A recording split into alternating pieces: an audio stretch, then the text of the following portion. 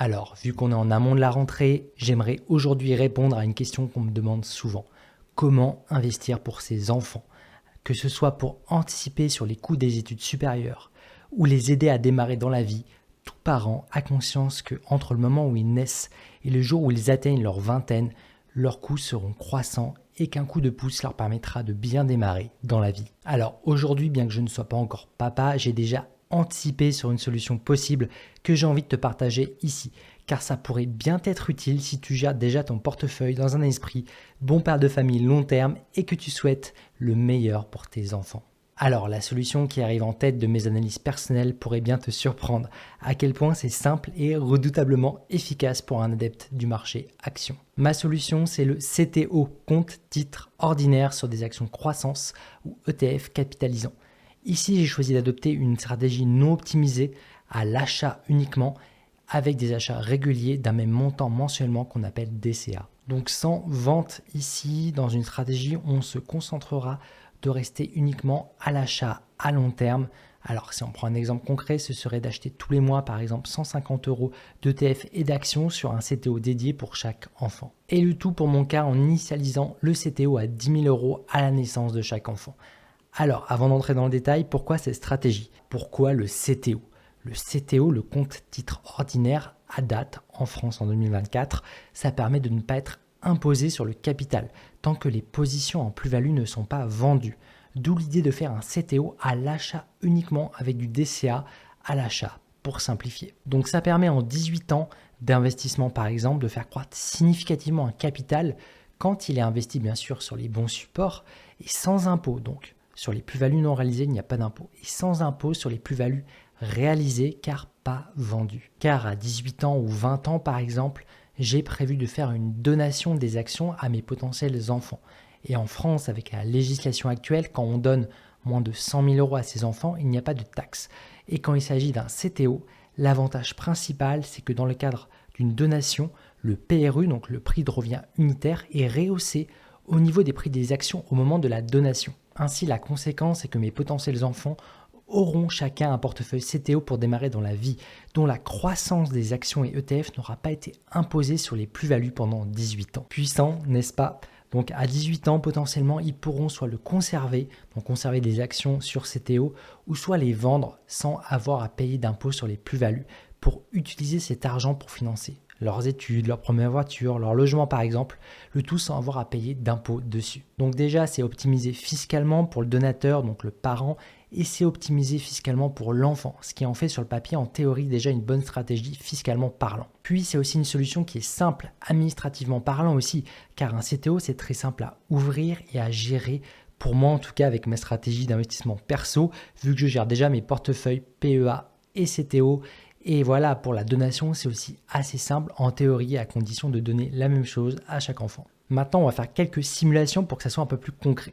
Partons de mon projet de mettre 10 000 € par enfant à leur naissance par parent. En mettant chacun 150 € par mois, on obtient donc par parent 99 000 € à leurs 18 ans par parent. Donc si on additionne les investissements de la maman et du papa pendant 18 ans, ça donnerait 198 000 € par enfant. Donc voilà, si on additionne les CTO destinés aux enfants des deux parents. Donc vraiment, c'est pas mal ici, donc démarrer la vie à 18 ans avec 200 000 €. Donc certes, avec l'inflation, ça ne sera pas le même pouvoir d'achat dans 18 ans par exemple, mais ça permet de leur donner une longueur d'avance sur les autres. Donc au final, 42 000 € d'efforts sur 18 ans pour un résultat de 99 000 €. Au final, par parent, ça fait 56 000 € de croissance. Donc voilà, net d'impôt pour chaque enfant à 18 ans. Donc oui, certes, je ne dis pas que c'est sans effort, ça demande un effort de 150 € par mois pendant 18 ans, initialement aussi un investissement. Donc certes, c'est du travail qui est transformé et investi à long terme pour ses enfants. Et petit warning ici, tout le monde certes ne peut pas se permettre de mettre autant, on est d'accord, je vois déjà venir ça en commentaire, mais sache que cette stratégie elle est reproductible même avec 1 000 € et disons même avec 50 € par mois sur 18 ans. Ainsi, si je fais une simulation avec 1 000 € et 50 € par mois, on obtient 25 000 € par enfant, par parent à 18 ans. Donc si on additionne les deux CTO, ça ferait 50 000. Donc voilà, si les deux parents mettent 1 000 € et investissent 50 € par mois à 7%, on arrive à 50 000 €. Donc oui, c'est pas 200 000, mais c'est déjà vraiment bien pour un enfant démarrer à 18 ans avec 50 000 €. Ils partiront quand même avec une longueur d'avance ici. Alors bien sûr, dans ce modèle théorique, il y a des hypothèses que les parents subviennent normalement aux dépenses de leurs enfants, ce qui est la base. Quand on fait des enfants, il faut être capable de les entretenir. Donc voilà, l'argent initialement investi, que ce soit 1000, 10 000 ou que sais-je, voilà, de l'argent qui est investi chaque mois aussi, donc que ce soit 50, 150 €, ça reste du bonus pour qu'ils démarrent dans la vie avec une longueur d'avance. J'ai fait aussi d'autres hypothèses qui dépendent bien sûr de ta stratégie d'investissement. Donc moi là, j'ai supposé un risque de 28% à court terme, amortissable sur 18 ans, avec un rendement moyen de 7% par an. Et 7% par an en moyenne, pour moi, ça ne me paraît pas très difficile à obtenir si on est prêt à prendre 25 à 30% de risque à court terme. Donc après, concrètement, tu te demandes peut-être qu'est-ce que j'achète là-dedans pour faire 7% en moyenne, voire plus d'après mon historique personnel. Donc tu l'as bien compris, l'investissement, ça dépend aussi du risque que tu es prêt à prendre. Après, il faut prendre des risques calculés pour vraiment optimiser ce rendement sur risque. Et voilà, disons que pour 25 à 30% de risque moyen, disons 7% par an en moyenne, pour moi, c'est atteignable. Même avec un ETF S&P 500 ou via une autre sélection d'actions, par exemple une sous-sélection d'actions de ces mêmes ETF par exemple. Au passage, un ETF, pour ceux qui ne le savent pas, c'est un Exchange Trade Fund. Ça permet de s'exposer à la croissance d'un indice, modulo bien sûr des frais de gestion déduits chaque année par l'émetteur de l'ETF et une tracking différence, donc la sous-performance annuelle si tu veux. Par exemple, l'indice fait 25, ton ETF fera 22 ou 20 par exemple. Donc voilà, tu as une sous-performance annuelle, donc chaque année, des ETF qui existent contre leur sous-jacent de référence. Puis aussi pour ceux qui veulent dépasser ce niveau de 7%, pour ceux qui sont prêts à prendre plus de risques à court terme, donc disons 30 à 40% de risques sur 6 mois, qui s'amortit bien sûr sur le long terme. 18 ans, ça permet d'amortir des risques à 30-40%, pour viser par exemple du 9%, du 12% en moyenne par an. Ils pourront obtenir ce rendement encore plus important en prenant ce type de risque. Par exemple, en investissant 1 000 € puis 50 € par mois, en moyenne à 12% de rentabilité et en acceptant un risque de 38%, on arrive à un capital potentiel à 18 ans par enfant qui passe à 45 000 € et par parent. Du coup, avec deux parents qui font la même stratégie, on arriverait à 90 000 € voilà, pour les deux parents par enfant.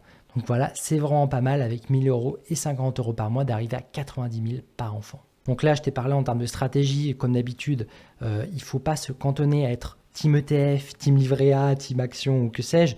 Il faut réfléchir avec pragmatisme. Donc pour la plupart des investisseurs qui débutent, je pense qu'il faut commencer avec une stratégie qui mixe les deux. Disons 50% ETF, allez, S&P 500 avec peu de frais et 50% sur des actions croissance. En apprenant à sélectionner des actions de qualité, voilà, qui présentent des ratios qui sont intéressants en termes de rendement anticipé et risque attendu. Ça, je peux t'apprendre à le faire si tu le souhaites. Et il faut que ça soit positif à long terme. Et gérer sa stratégie d'investissement, c'est aussi important. Ça permet de rajuster la répartition selon l'efficacité de ta stratégie et de faire un bilan chaque année. Et selon les résultats, de davantage pondérer ce qui fonctionne le mieux en termes d'actions ou d'ETF. Et si on prend un exemple concret, ma stratégie d'investissement personnel par exemple, sur Action Croissance CTO, elle a surperformé mes ETF de référence comme le S&P 500 par exemple. L'an dernier, mon CTO il a affiché plus 49% de croissance contre un S&P 500 qui n'a affiché que 24%. Donc voilà pour mon cas personnel. Moi, bien sûr, j'ai tendance à favoriser 100% d'achat sur actions. Et les rares moments où j'ai été long ETF, c'est quand je travaillais dans certains fonds d'investissement, où j'ai été obligé parce que la compliance n'autorisait pas de traiter des actions en personnel. Donc voilà, pour m'exposer au marché actions, à ce moment-là, je ne traitais que des ETF. Mais ça, c'était pendant certains types de périodes. Bref, voilà, ça change des stratégies d'investissement pour ces enfants où tu mets tout sur un livret A, par exemple, qui se fait dévaluer. Parce que voilà, 3% sur un livret A, c'est quand tu as une inflation qui dépasse les 5%, tu perds de l'argent concrètement.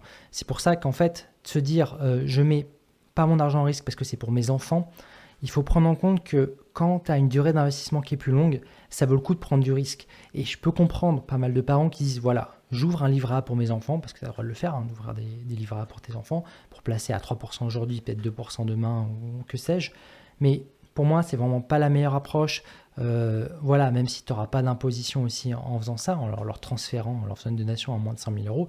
Mais en termes de plus-value, à 3%, tu ne seras pas au même niveau. Si on fait la comparaison à 3% avec un risque, on va dire, proche de 0, par exemple sur le simulateur, on n'obtient pas du tout les mêmes montants. Globalement, on serait sur du 16 000 par parent et par livret A, ce qui est vraiment pas très intéressant en mettant 1 000 € et 50 € par mois. Voilà, tu vois la différence sur action où on peut monter jusqu'à 25 000 et 45 000 € par CTO. Donc voilà, je te laisse faire tes calculs. Tu peux utiliser ce simulateur gratuitement, bien sûr, c'est sur guistamp.com. Et si tu veux aller sur action pour faire croître ton patrimoine et donner à tes enfants les meilleures chances de démarrer dans la vie, ça tombe bien parce que je te partage pas mal de pépites sur action dans mes vidéos YouTube pour t'aider. Donc voilà, pour ceux qui veulent aller plus loin avec moi, pour que je les aide à mettre en place leur stratégie d'investissement avec pragmatisme sur le long terme, moi je te propose mon offre premium qui regroupe en un l'application des investisseurs pragmatiques pour gérer simplement ton portefeuille d'actions et d'ETF. C'est mon application que j'ai développée moi-même pour t'aider à évacuer tes positions les plus à risque et surtout à identifier les meilleures opportunités de croissance et de dividendes. En 2, tu as ma formation pour apprendre depuis zéro à comment construire ta stratégie d'investissement étape par étape pour faire croître significativement ton patrimoine. En 3, tu as l'accès à mes portefeuilles personnels Guistamp, PEA et CTO avec ma liste d'actions préférées. En 4, tu as l'accès au club privé de plus de 300 investisseurs pragmatiques pour bénéficier ensemble de l'intelligence collective. Et enfin, en 5, tu auras l'accès à tous mes lives mensuels où je te partage mes meilleures actions du moment et mes évolutions stratégiques d'investissement, le tout en accès à vie et sans abonnement. Pour en savoir plus, tu peux aussi te rendre sur mon site web guistamp.com dans la rubrique Programme Premium.